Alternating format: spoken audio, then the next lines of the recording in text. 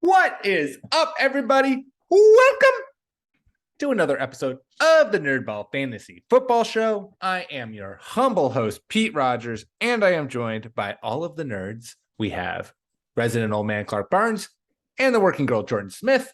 Guys, how are we doing today? Doing great, Pete. Doing great. Excellent. We are noticing Jordan's beautiful decor in his background, which we now all get to see too. It's a gorgeous houseplant, which I don't know if I want to, should I spoil it, Jordan, for the viewers? It's a gorgeous plant and it's fake. Fake plants are, other than just aesthetics, what do they really bring to the table? What you need like a fake plant with an oxygen projector. Is that a thing? Something they just call those plants. Like that's what plants do. That's true. But like, what about a plant that makes oxygen that I don't have to take care of? A cactus. Well, or what were the ones that were all the rage a while ago? The little guys. Succulents. Don't you feel like succulents kind of had a moment where everyone was like, oh, they still have a moment. I'm a plant nerd. Yeah, this fantasy football podcast is off to a tremendous start, I must say. I mean, succulents. Why should we not spend the first 10 minutes of the show talking about succulents? Excuse me as I take a sip of my beverage. I did see, Clark, that you have a giant sunflower in the front of your house. Is that what that picture was meant to show me? Because that's all I took from it. Yeah, well, and the dog, just a nice afternoon. You can follow me on Twitter for other pictures of my dog and occasional bad fantasy football takes. Week 1, I posted a lot of here's my bold, I'm starting this person over this person. I'm not going to do that. We're in week 4. There's a succulent right there Jordan's got. Wow, succulents. I guess this one's also fake. Well, to peel the onion curtain back, as we like to say, there are a series of just fake plants in this back office room, mostly because there are no windows in this office room. So there you go. Well, that's nice. It simulates like a real work environment, where it's just 4 white walls and you can't see the outside. You don't know what time of day it is. It's a less fun casino. Yeah, these are the work environments that we have for our staff. Is you work in a box with no windows, and this is how we get you the fantasy content that you need in order to win your league. Is we lock Jordan in a windowless box with some plants that are fake to make him feel better, and now he's ready. Just seal the door shut and turn on the all 22, and I'm in here for 12 hours. That's just I come out to podcast. That's what happens. This is Jordan's one break from grinding tape. All right, let's get into the show.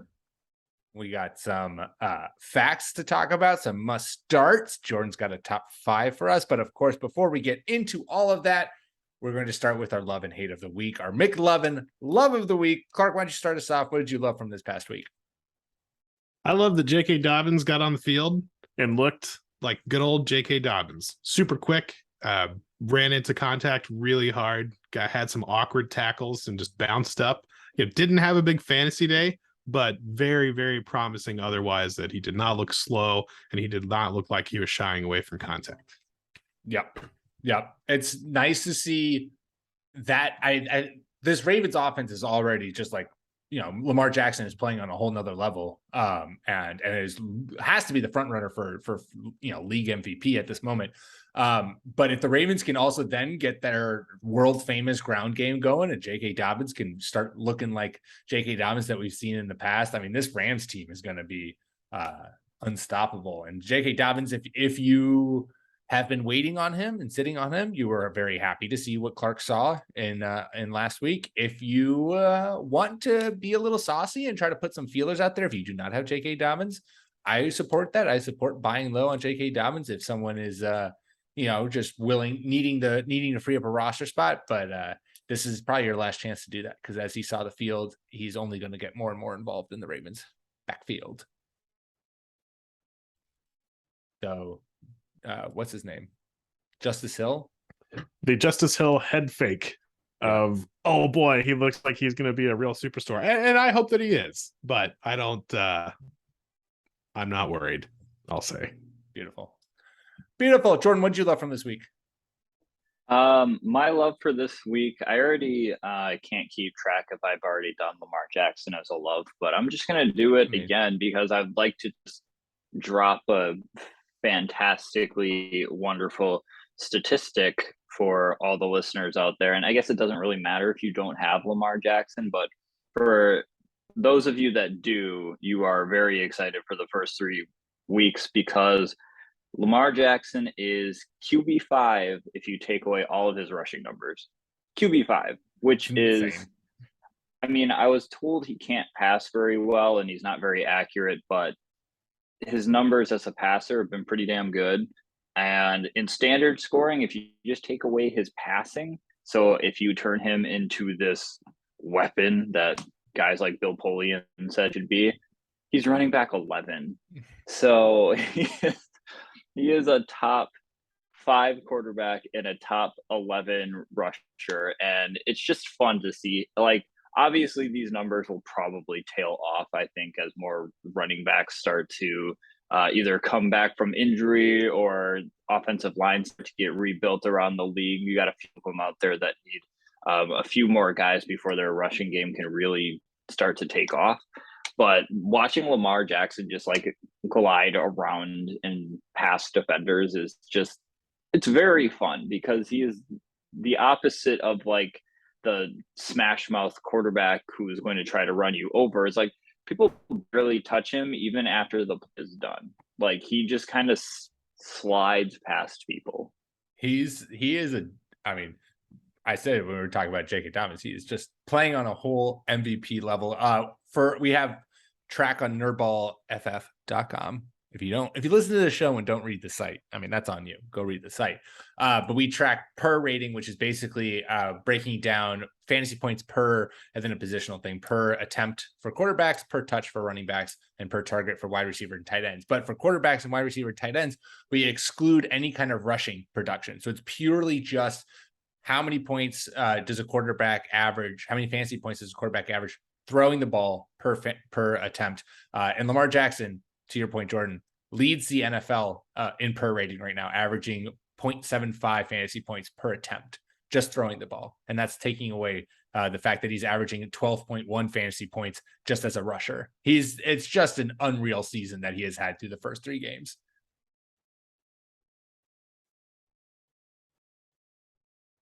And then we're talking my love for this week. One of those things that you can do in fantasy is that you look at the Final Fantasy production or the Final Fantasy number, but not necessarily see what all went into it. I just wanted to quickly bring our attention to the fact that Clyde Edwards-Helaire was the RB17 in half-point PPR this week. Not bad. He scored a touchdown. He caught 5 balls for 39 yards. Okay.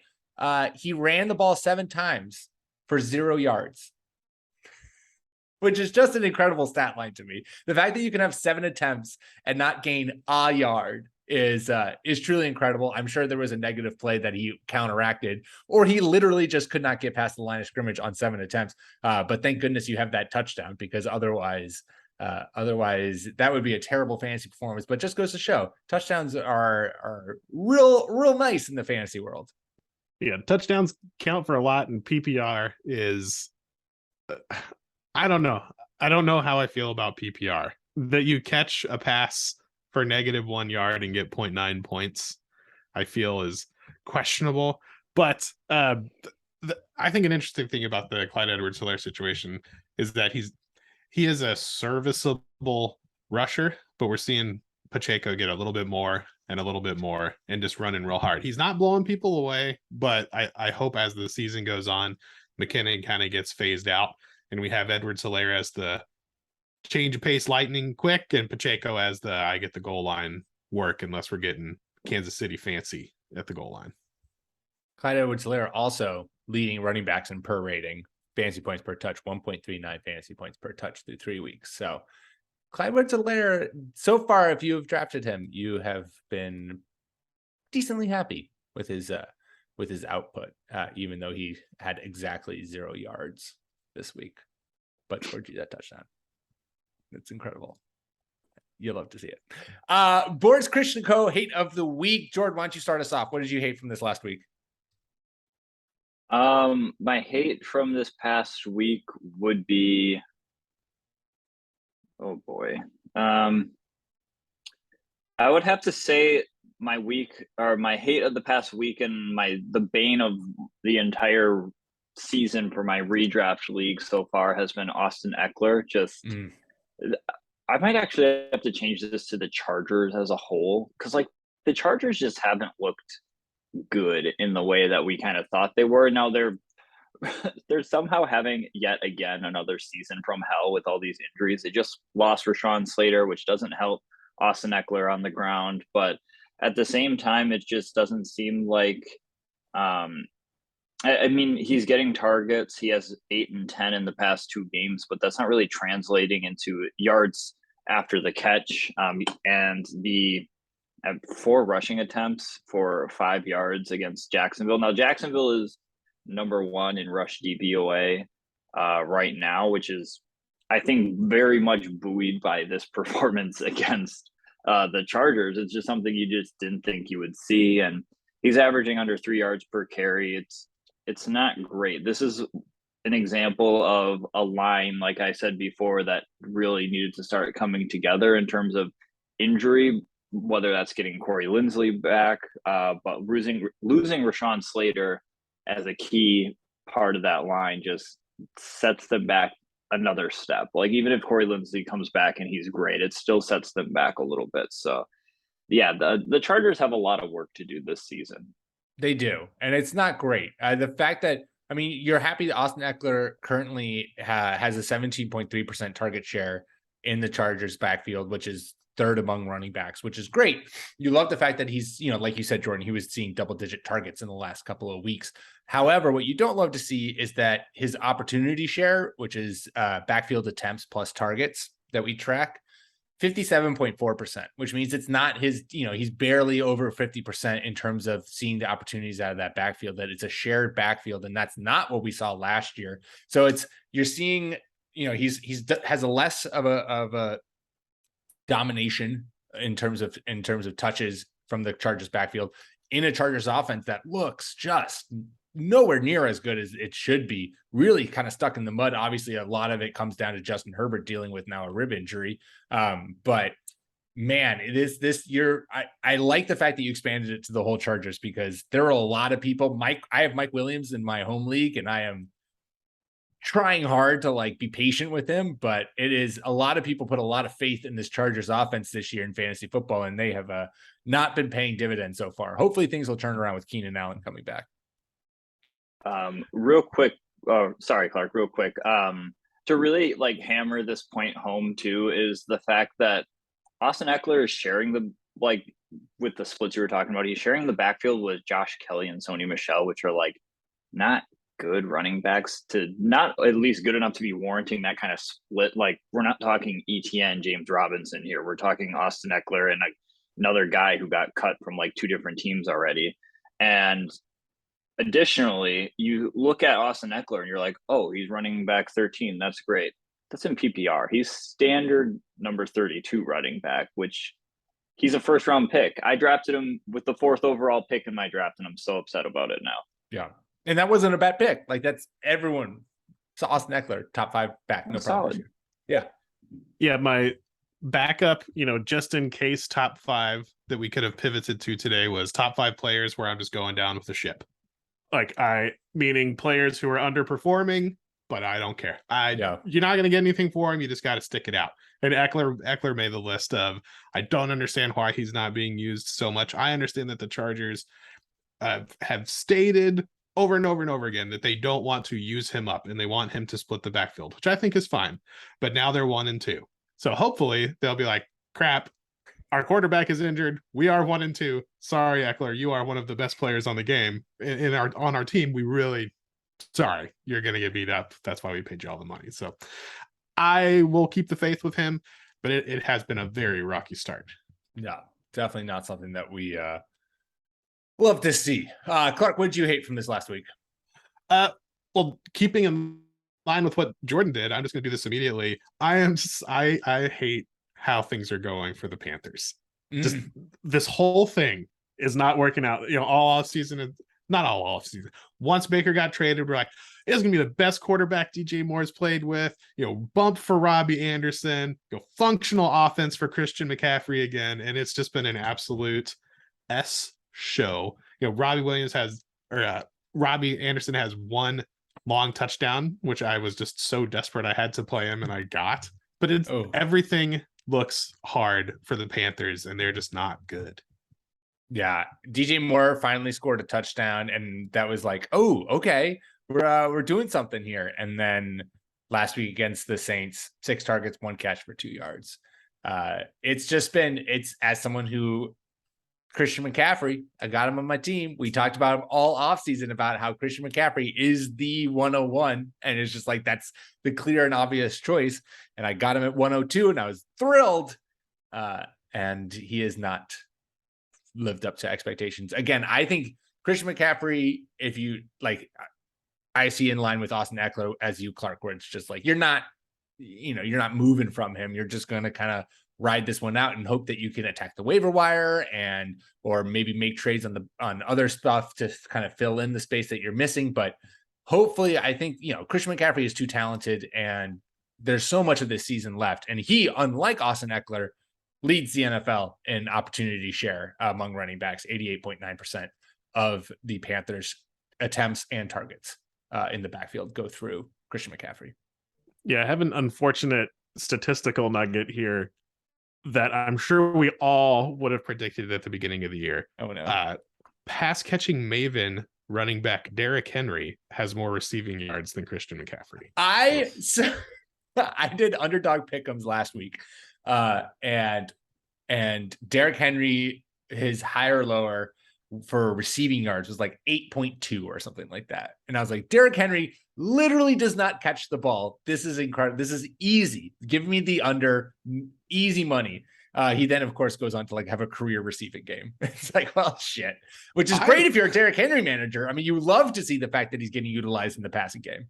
I love what the Titans are doing with him because, Henry needs that straight line move like that. That's what he's good. You run him up the middle and that's not working. So they're just getting him these little dump off passes where he's just moved 4 yards to the outside and then runs downhill. And then run downhill. It's nice. I mean, when you don't have to deal with defensive linemen and instead you're facing against corners and safeties, being, whatever, 6'3" and 60 pounds is pretty good. All right, wrapping up hates for this week. I have to I know this isn't fantasy related, but I have to give a lot of hate to Emmanuel Acho, who had just a ridiculous take over on whatever talk show he's on, talking about Jalen Hurts. And his take on Jalen Hurts is that he's an average so-so quarterback because against quarterbacks in his career, since 2021, he's 9-1 against bad quarterbacks. He's 2-2 against okay quarterbacks, and he's 0-5 against good quarterbacks, which is just such a horrible, antiquated, stupid way of evaluating a quarterback instead of looking at defenses and how does he rank against elite defenses, middling defenses and bad defenses. What's his record against those? It's like Jalen Hurts is 0-5 against Tom Brady, Aaron Rodgers, Dak Prescott, and those guys. And so he is an average quarterback because he can't beat the best quarterbacks in the league, which we all know is a determination of whether or not you're a good quarterback, because Tom Brady plays safety and corner, and Aaron Rodgers is an elite linebacker, and Dak Prescott rushes the passer better than Micah Parsons. So I guess I've just convinced myself that was a great take, Emmanuel Acho. Well done. Way to play into the position fluidity of that we should have in the NFL. Yeah, don't rate quarterbacks based on the quarterbacks that they face. First and foremost, quarterback wins are not a stat. That's the first thing I want to say, because you nailed it on the head, Pete. As soon as you start actually digging into like a little bit more nuance as to why somebody might have lost to Aaron Rodgers or Tom Brady or Patrick Mahomes or Lamar Jackson, any of these guys, it's like, yeah, they ran into a buzzsaw. The defense didn't play great. Oh, by the way, it was Jalen Hurts' second career start. Like, there's a million different things that we don't even really realize. And this goes to a larger issue that I feel like I want to write like a thought piece on, about the changing dynamic between, like, I feel like we shifted from talking about black quarterbacks in a regressive way during the draft process to pushing it off until they actually get into the league, so that some people can save themselves by saying, oh, what, I thought he was going to be drafted. What, that's not good enough. But they're like, they don't give the same grace to black quarterbacks to get better as seasons go along. For whatever reason, before the season started, Jalen Hurts was Jalen Hurts. He was who he's going to be. After his second year, he was not going to get better. And what are we saying out of Joe Burrow right now? What are we saying out of Justin Herbert? Like, these guys were already being fitted for jackets for Canton, Ohio, and we were expecting them to make leaps forward. We saw Trevor Lawrence is making a great leap forward right now. Why couldn't we expect the same out of Jalen Hurts? Or why don't we look at Lamar Jackson and see that every single year he gets better and better and better? Emmanuel Acho, you should know better, brother. Well said.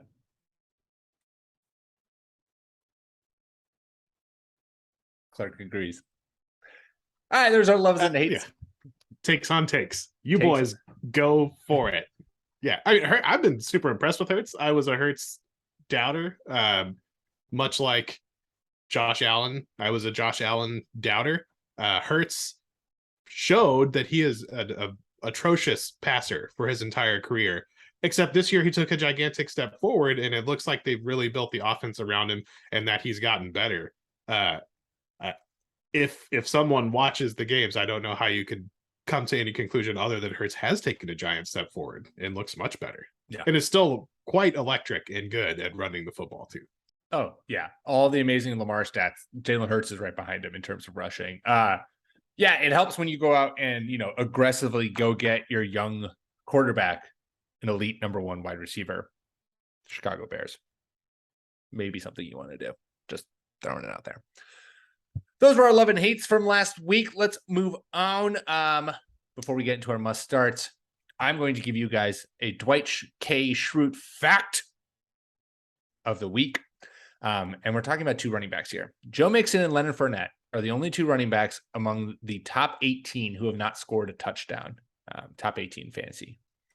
They both rank top 5 in opportunity share. Mixon fourth with 79.6% of the Bengals' attempts and targets. Fournette is third with 85.2% of the Bucs' attempts and targets. If you have either of these people, hold, stay patient. Touchdowns will come. The regression is going to come, and when it does, these players are having such a opportunity share in their backfield that they're going to then leapfrog into RB1 categories.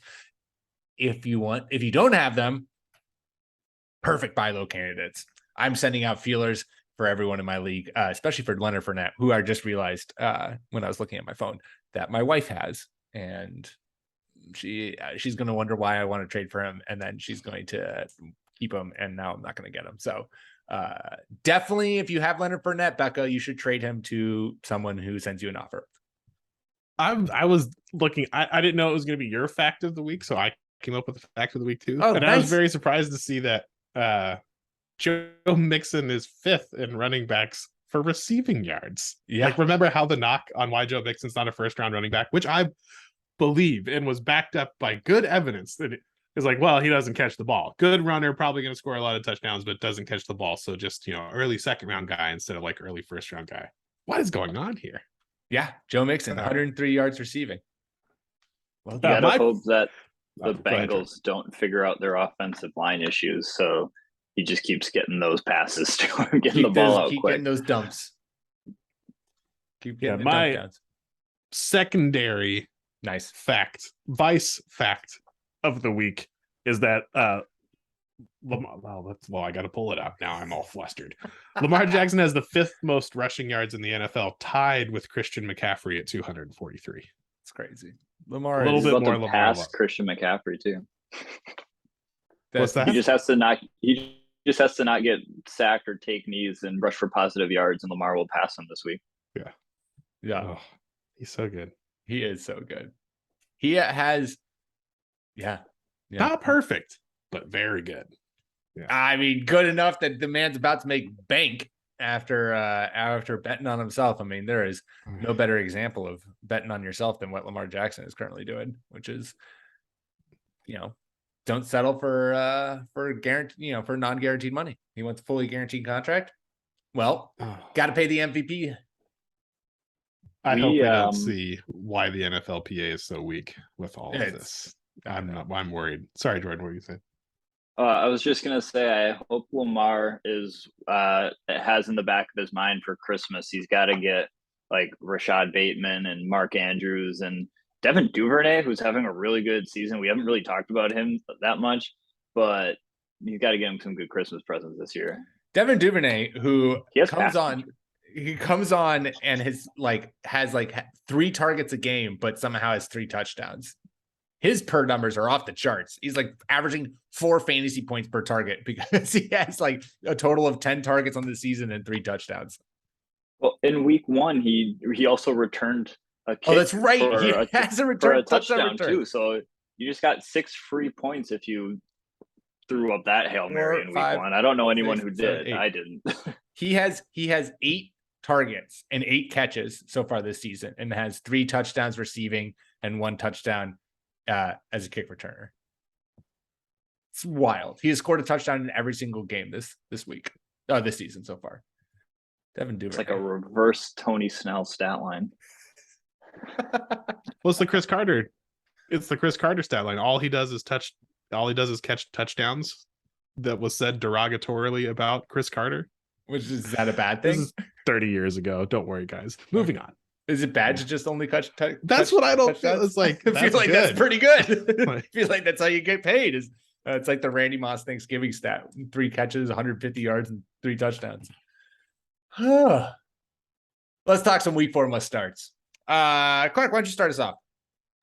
So I want to get Jordan's opinion on this, but it looks like with Allen Lazard back, that Romeo Doubs is stepping into that 1B role, and I am going to be confidently starting him this week, and until I see reason not to, Romeo Doubs moving into the must-start category. I have to say it was really... Whoops.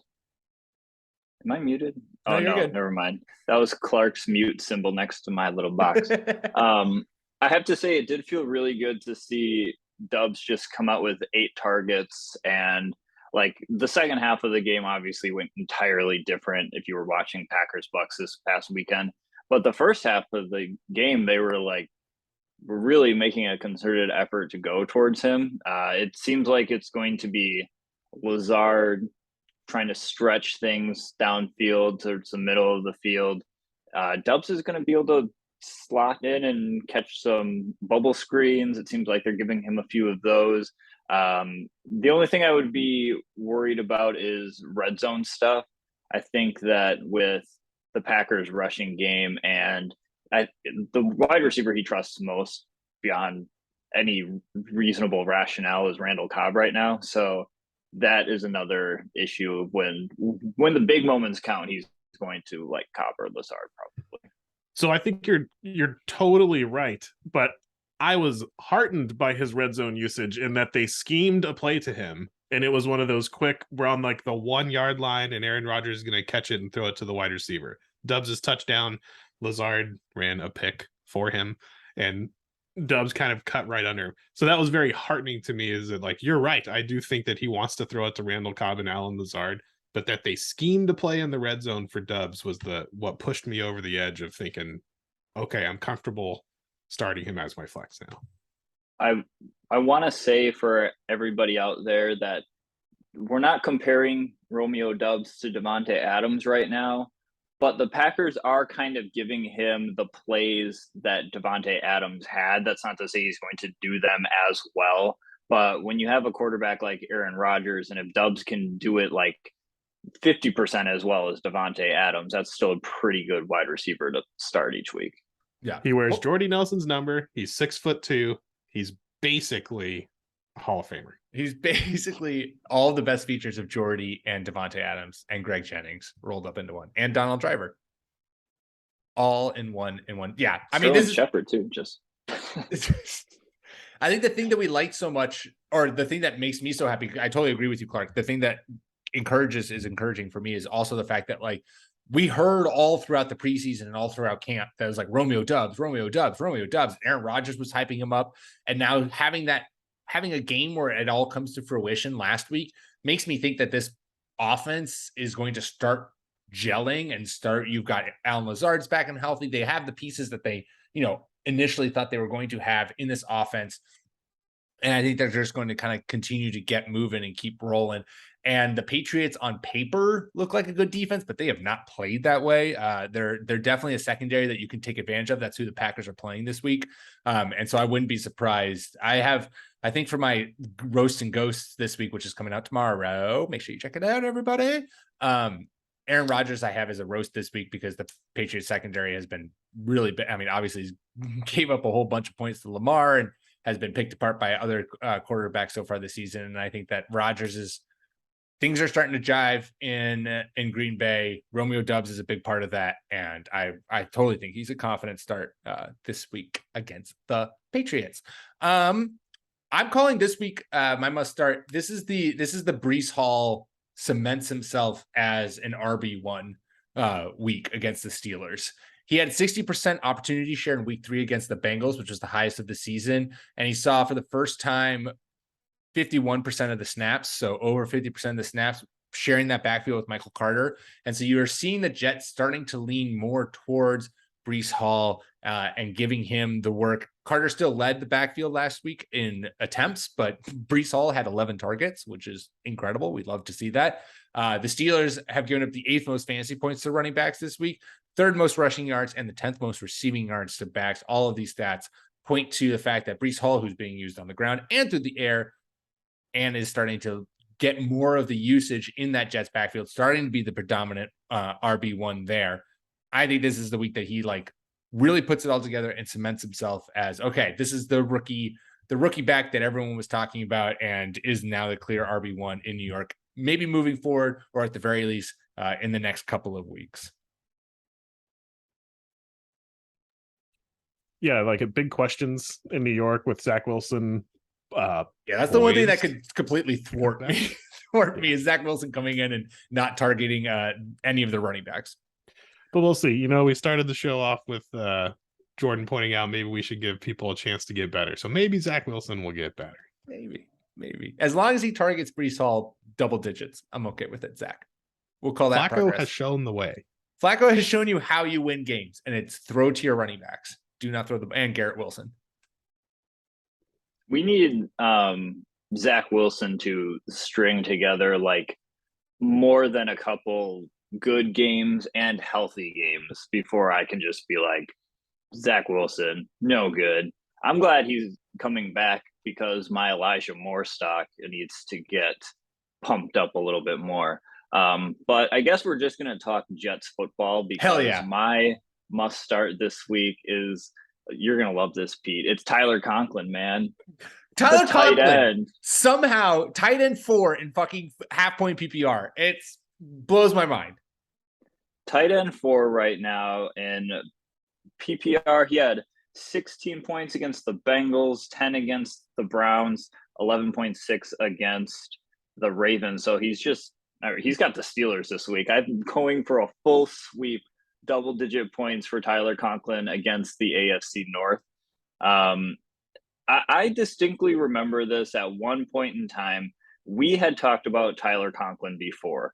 Last year, he was tight end 16 in PPR, which you probably weren't starting him, but you may have used him in a spot start.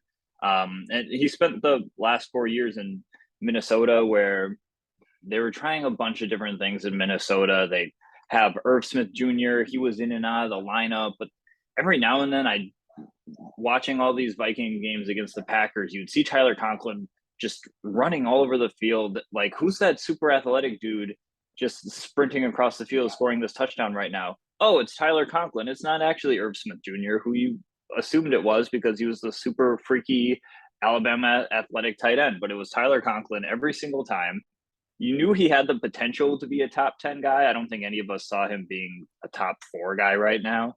But yeah, I just kind of like him to keep eating against Pittsburgh, especially if they don't have Minkah Fitzpatrick, or if they don't get the pass rush going like they should. Tyler Conklin won't have to sit there and chip. Hopefully not on Alex Highsmith. But yeah, I would confidently start Tyler Conklin. I am in one league, so we can go down together. That's the spirit. That's how you end a must start. We'll sync together. Yeah, man, you gotta put your money where your mouth is. Exactly. So. Speaking of tight end, so I preach draft a tight end early. There's only 4 good ones in the league. Boy, there's only Tyler Conklin. There's 2 good ones in the league now. Ugh, we'll see. And it's Travis Kelce and Tyler Conklin. Those are the only. That's not forgetting anybody. Trade Mark Andrews. If you have Mark Andrews, trade him for Tyler Conklin, because this is, again, we're really, Zach Wilson, you have a real chance to either make or break this show. And we hope you make it. We're rooting for you, Zach Wilson, to load Breece Hall and Tyler Conklin up with targets. I like how sometimes we obsess about something for the season. So I would just like to insert the Pittsburgh Steelers need to start Kenny Pickett line. Yes.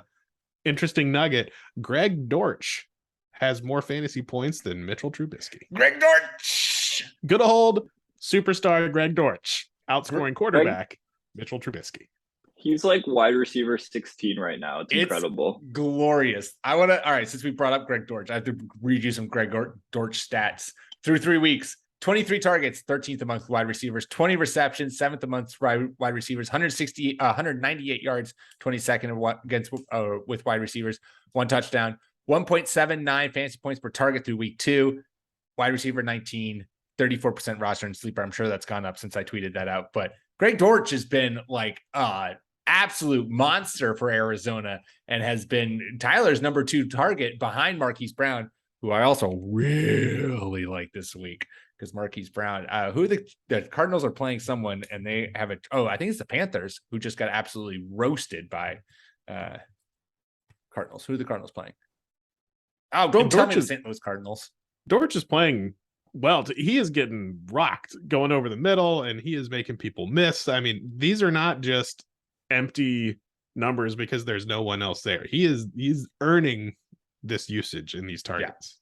Yeah. They are playing the Panthers, who Chris Olave just lit on fire. Do you guys remember Demir Bird from a couple seasons ago? Hell yeah, I do.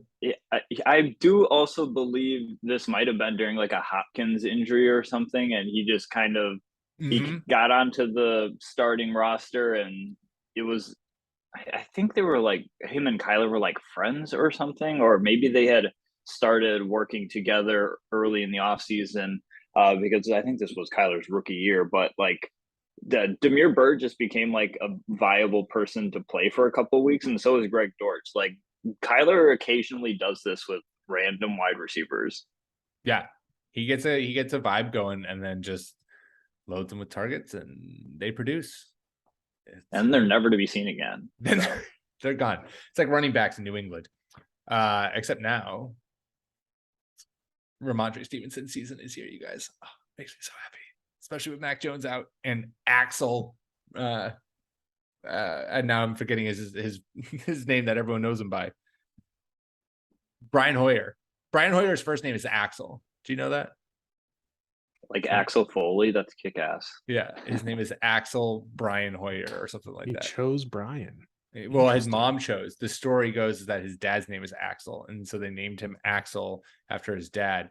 But then this has been the talk of Patriots beat reporters because guess what? We have nothing else to talk about because our season is in the toilet. Well, I'm a middle namer, so I guess I feel him. There you go. He's Axel Edward Brian Hoyer, and he goes by Brian Hoyer. I'm a little mad because Axel Hoyer is an incredible quarterback name. Kind of a dope name. it sounds like he was the quarterback on one of the teams in any given Sunday. Yeah. Like, Yeah. that's how cool that sounds. Yeah. Brian Hoyer. No offense to anybody named Brian out there, but Axel Hoyer just sounds great. Axel Hoyer is a vastly superior pro sports name than Brian Hoyer. But, channel that Axel, Brian. Channel your Axelness as you go against the Green Bay Packers.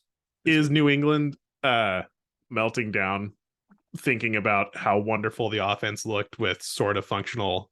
Oh, we're having a great time. We're having a great versus time. Hoyer. I mean, Hoyer's a good backup. I mean, he's good backup, but it's going to be a shit show. If the Packers don't win this game by like 30 points, Jordan, you should be upset. It might be more of a tempo game. It might just be one that's really incredibly boring to watch. It's going to be awful. So, not a fan. Will not be tuning in.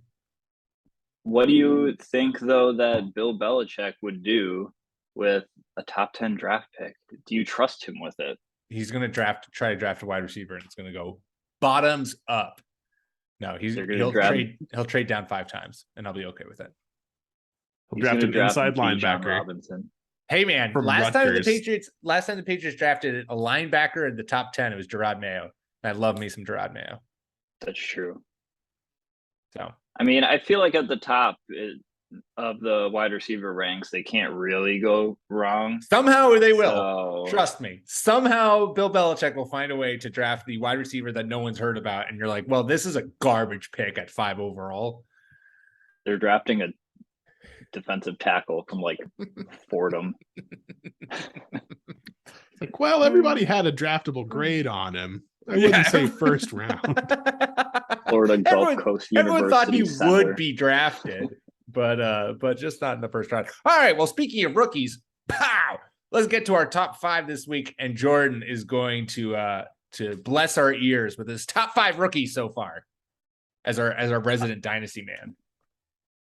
Yes, so top 5 rookies so far and for the rest of the season. I wanted to project out a little bit because rookies are just volatile. So I wanted to really take a look at some players to see what could happen here. And I'm going to start at the bottom with number 5, a guy we just talked about, Romeo Doubs. This is probably the biggest projection for this list of the season. Because he's only had one like really good game. But it was a good game against a good defense. I feel like we're not talking about that enough, in that this was the Packers against this is probably the most elite defense on paper in my mind, because like I don't see a lot of holes on their actual depth chart. Like Jamel Dean and Carlton Davis are probably the best 2 starting defensive backs in the league on a single team. He had a good game. They got him schemed open. I think against lesser defenses, he's going to have even better days. Injuries to Christian Watson have not only opened up the door to get the ball towards Romeo more, but it's also just slowed Watson's progression. I feel he's just not going to be playing a whole lot of snaps if he just keeps getting injured. And then Robert Tonyan too. They are easing David Bakhtiari back onto the line. He was kind of trading off series this past week. But Bob Tonyan has still had to be kind of a guy that's chip blocking and being like that 6th man on the line of scrimmage to help out, rather than getting out and getting open and finding spots in the zone. He's kind of a last resort there. And then, so if Doubs keeps pushing or ripping off these near 100% catch rate games, we talked about this early, just earning Aaron Rodgers' trust. He's caught 14 passes of 16 targets. I feel like that could just translate into more 19-point outbursts. So the Packers also, they don't have wide receivers. They suck. They have bad process, but they're still 5th in net drive success rate and 8th in net yards per drive. So I just think with those numbers, being able to get up the field, having success on drives, that's going to translate to more opportunities for Romeo Doubs. the Packers were really on their way to having a big point total game on Sunday. Game script changed. They slowed things down. The defenses kind of started butting heads. But again, against lesser teams, the Packers are scoring points. That's good for Romeo Doubs. It's good for his red zone percentage like Clark wants. And it's going to mean more success for Doubs. I think, though, you might just have to pick your spots going for the rest of the season. He's not a set and forget. His high catch percentage, too, also, I don't know. I haven't been watching the tape, but seemingly could also indicate that he's getting really easy. Like there are scheming plays for him where he gets the ball quickly and then is allowed to make plays, which in PPR, as Clark loves, that's a point right there. Yeah, I mean, I obviously like this one. I think the Packers are gaining momentum, outcome and points aside. They looked pretty bad week 1, and then they looked, better week 2. And then I think they played a pretty good game against a Tampa Bay team that I think is also starting a little slow, but is going to be good that as defense the year goes on. Legit. Absolutely. And so, yeah, I think having Lazard take the pressure off. Lazard's better, right? And not a ton better, but he's been in the league for 4 or 5 years, so he should be a little bit better. But Doubs can, he can carve out a nice little role, and a nice little role, doing air quotes for the podcast listeners, when the offensive pie is so huge, which it has the potential to be in Green Bay. That just bodes well for us fantasy nerds. Love it. Clark, I'm Clark. Jordan, who's your number 4? Number 4, I just want to say to your point, Pete, about the lack of missed targets from Romeo Doubs here, is that he had like a really bad drop in week 1, and then I can't remember about the other one, but I feel like that's also just an indication of him, at least if he's running a route, going the right way. The ball's coming and hitting him where it needs to be. So he's earning that trust a lot with Aaron. Number 4 is a guy I wasn't really too high on in the draft process, but now I feel like I should have been keeping a closer eye on him, and that was Treylon Burks. Right now he's ranked 30th in DVOA among wide receivers, so he's definitely in that top percentage of receivers who could be starting DVOA wise. He ran a route on 96% of the pass plays for the Titans in week 3, which was great for him. And his 69% snap share was just the absolute highest of the season. It's nearly double his past 2 games. And Tennessee is kind of in the basement offensively. And this draws me to believe that we could very well see Malik Willis by week 7, because they have a week 6 bye. It's early for them. If they drop, and that's also if they drop the next 2 games against the Colts and the Washington football team, I think those are very losable games for them. If they, what are they, 1-2 right now? If they drop to 1-4, I feel like our coach there, oh boy, what's his name? Mike Vrabel. The Mike Braves Vrabel. Meister. He might start shifting into like job saving mode. Like the seat might start getting a little hot. So we could see just Malik Willis, Treylon Burks, Derrick Henry, and like just a lot more fun offense from Tennessee. So that's something I'm really hoping for. And the increased snap percentage, obviously that's great. He's going to score more points because he's going to play more, get more opportunities, etc. And the first 2 weeks we might just be able to chop up to like the reports in the offseason of him having to deal with asthma or allergies. I can't remember which one, but just that slowed him down. It slowed his learning process down, but now he might be really getting up to speed and a fun play for the remainder of the season. Yeah. And you're just, again, it's a rookie whom the Titans, if this season goes down further into the tank, like you said, Jordan, they're going to kind of maybe step back on Robert Woods and push Treylon Burks forward. And Treylon Burks already has been performing well in those kind of higher analytic numbers. And so I think that's a really good call. Yeah, Woods has been a surprisingly non-factor at all for the Titans. The knock against Burks coming out is that all of the work that he did in college was on screen game, and that he was not able to get off press coverage or play well against cornerbacks who knew what they were doing. I haven't watched enough all 22 from Treylon Burks to know if he's overcome that, but I do know that he's getting the ball on, shallow crossers and running routes that seem like good routes to scheme for a gigantic man like he is. And he does look big on the NFL field, which is hard to do because everybody's big. So I think that all bodes pretty well for him after, like you mentioned, an extremely rough start to his career. About 2 yards per route run is currently at, which is top 25, top 26 among wide receivers right now, according to PFF. So he's making the most of the opportunities he's getting. Number 3, Jowden. Number 3 right now is Dameon Pierce. I feel this feels like more of a consolation spot. I feel like he should be higher is what I'm trying to say, is that we had a lot of high hopes for Dameon Pierce, and he's only now just starting to get going. I feel like that's more of a coaching issue than how it was with his actual gameplay, because he had a good game on Sunday. Like he looked quick. He looked like he was patient with his blocks. He held up really well in pass protection.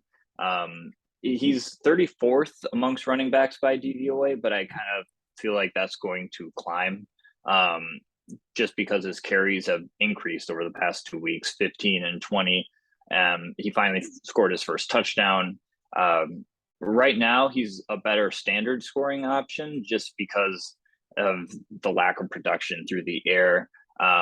It's not to say he can't catch passes, but they're not using him like that right now. They're kind of just, it's weird. They're kind of figuring out how to use him on the fly. When I feel like you should just put him in there and let him work. Even if he's got to grind out some tough yards, he'll definitely do that for you.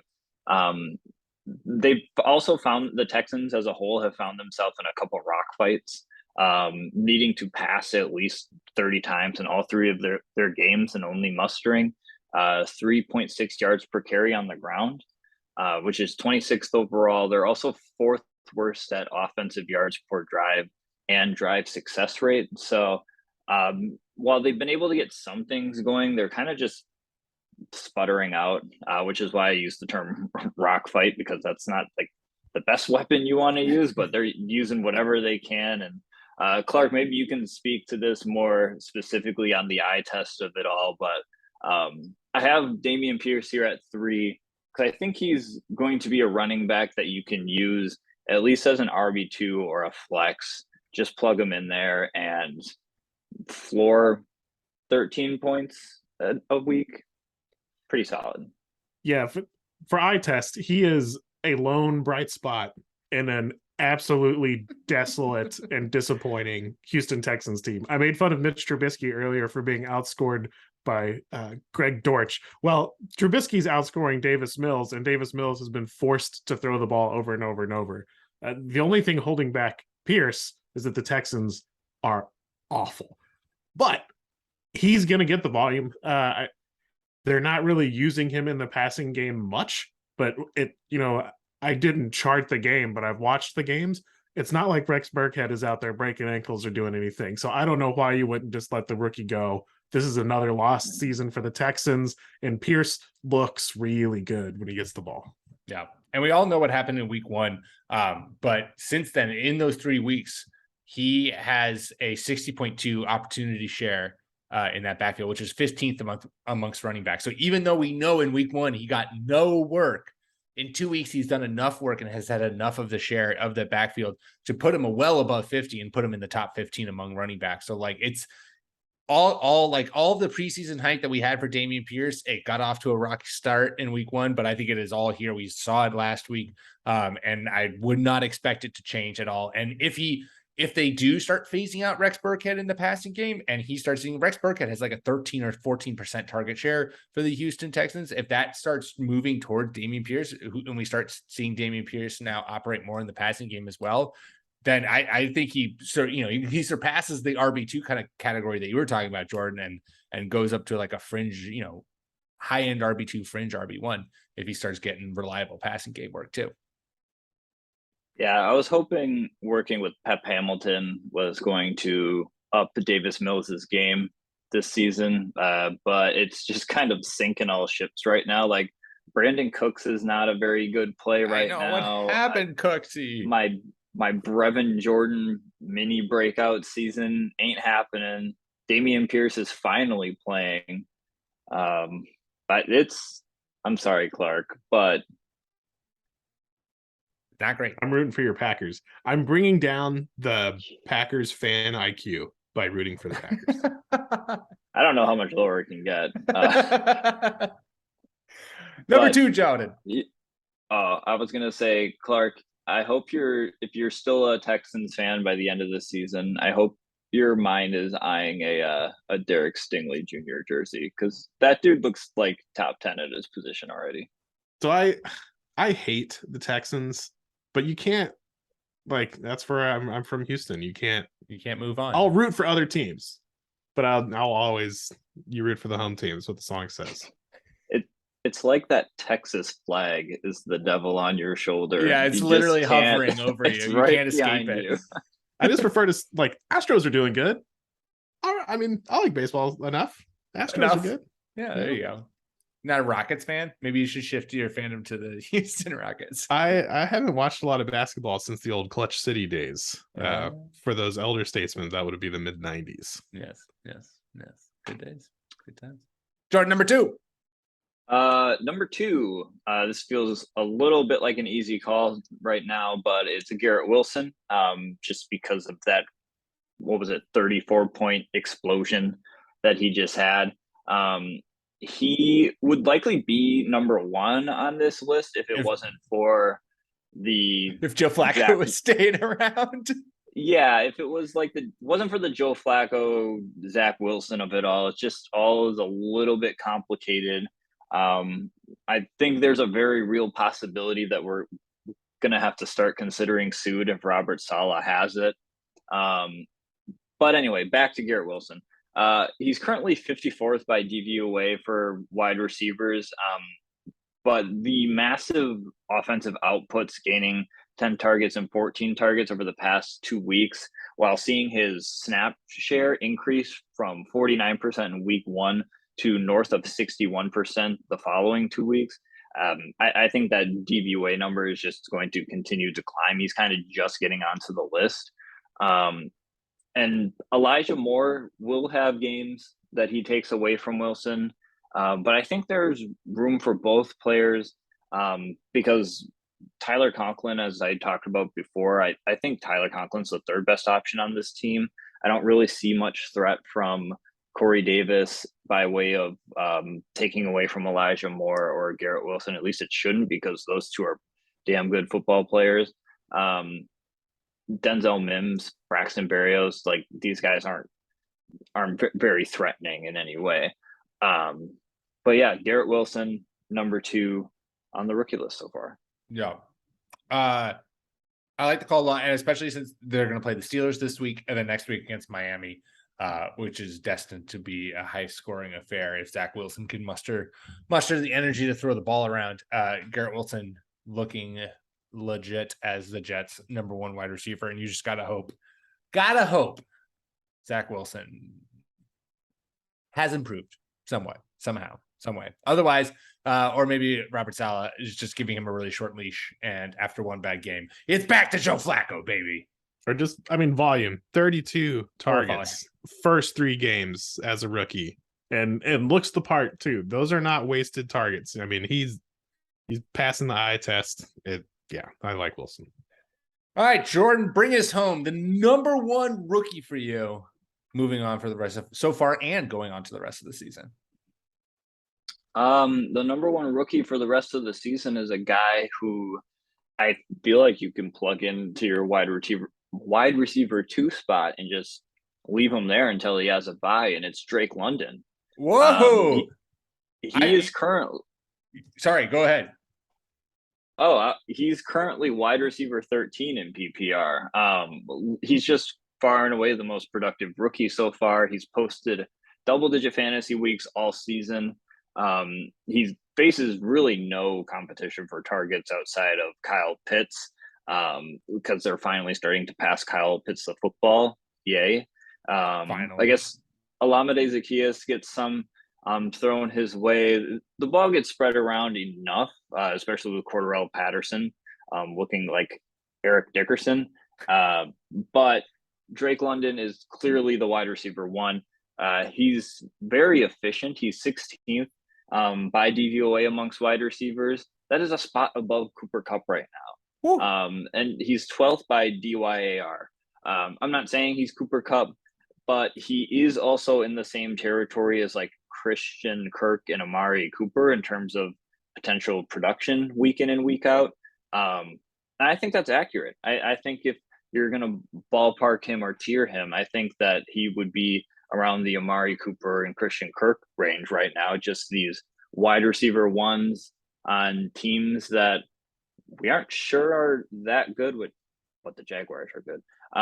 But they can score points. And if you're the wide receiver one on the Browns, or if you're the wide receiver one in Atlanta, Atlanta has scored 80 points so far this season. That is the highest in their division by 18 points over the Carolina Panthers. Like, they are far and away at 1-2. I'm surprised they're not leading this division, honestly. Atlanta has been effective. They're 9th in offensive yards per drive and 10th in points per drive. Marcus Mariota has also snuck into the top 10 for DVOA amongst quarterbacks. So they can put up points. They are not a good team because of their defense, but watch out for some high-scoring games with Atlanta. They might be a team to invest in. If the other team can score on them, Atlanta's going to have to throw. Cordarrelle Patterson can catch. Drake London, Kyle Pitts, track meet. Let's go, Atlanta Falcons. Drake London, 1.66 fantasy points per target, 31.6 target share so far this season. Cooper Kupp, 1.66 fantasy points per target, 34.3 target share so far this season. Are they the same wide receiver? I think so. It is London... Spider-Man pointing me. Yeah.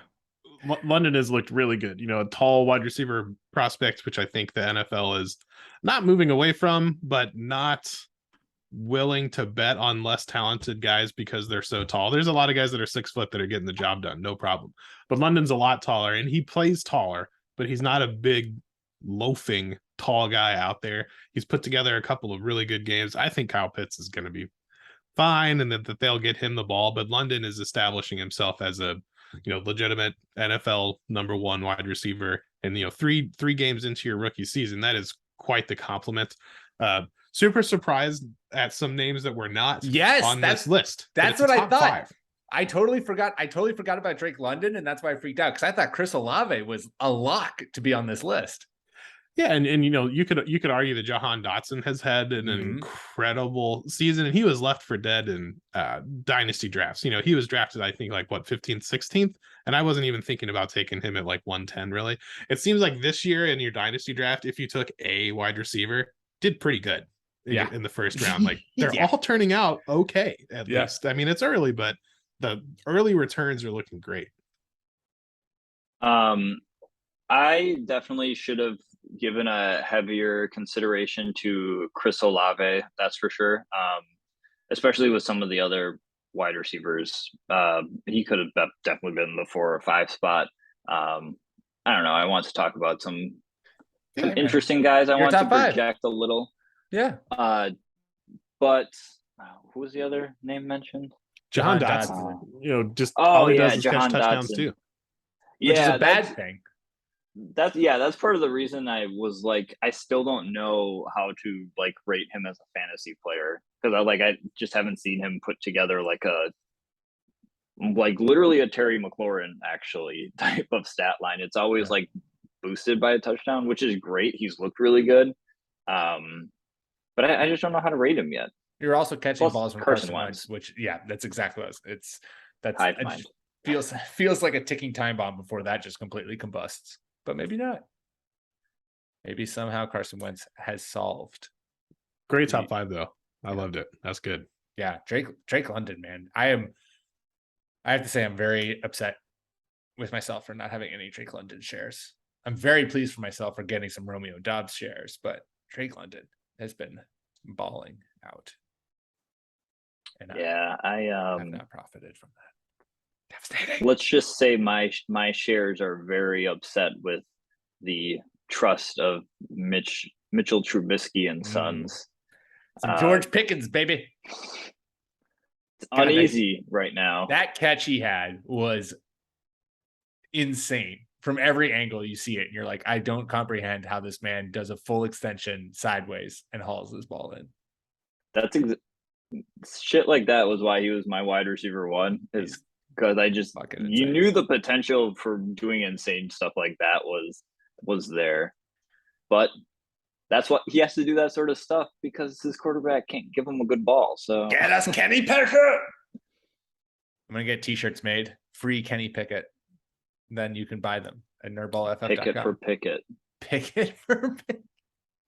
It's time. Steelers fans, get down to Heinz Field or whatever. It's not even Heinz anymore. What is it? It's probably some it'll be Heinz Field to me. Yeah. Go down to cryptofield.com/crypto and pick it for Pickett. All right, that's all we got for you this week. Please rate and subscribe to the podcast on your podcast platform of choice, and make sure you follow us on Twitter at NerdBallFF. You can follow myself on Twitter at Peter M. Rogers, follow Clark at NFL Clark, and Jordan at Jordan_Smith27. And of course, make sure you check out all the amazing content we're putting out over on the site at NerdBallFF.com. I got Roast and Ghost coming out tomorrow, and to help you get fully prepared for week 4 fantasy football. Until next week, my fellow nerds.